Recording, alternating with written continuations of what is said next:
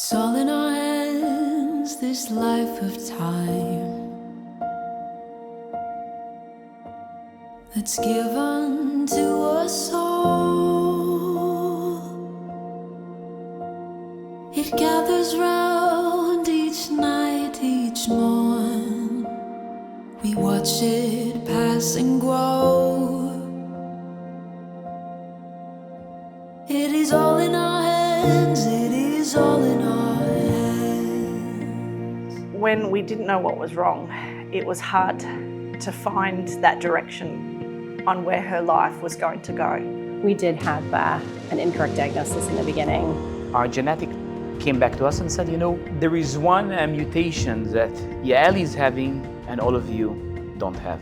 Living with wonder and frustration and just that deep desire for answers is hard as a parent. We knew that science would eventually catch up and that we would get better testing that would lead us to a true diagnosis. The Yellow Brick Road project really came from a need to get treatment to patients. Our primary goal is just funding and driving research forward. By creating more interest and more research, that's the only way for the long run finding a cure. Genetic diagnosis is important for anyone living with a genetic disorder for a number of reasons.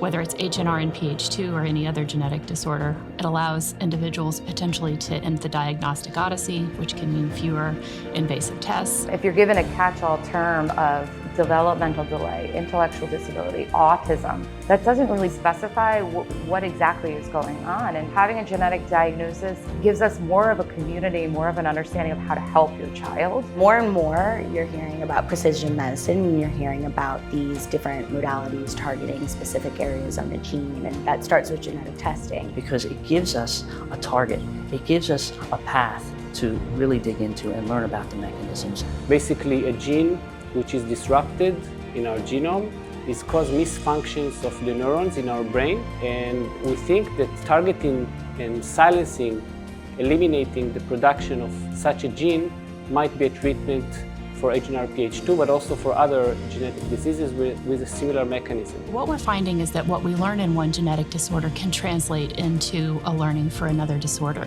The more we know collectively, the more we advance the science for all of us. Genetic testing specifically has really given smaller communities the tools that they need in order to get those individualized medicines. Collaboration is just key here. YBRP is constantly searching for new partners and new methods to develop research. We need to get access to patient samples, to patient cells. For this, we need the community, and we get the Yellow Brick Road Foundation help by connecting us with other researchers.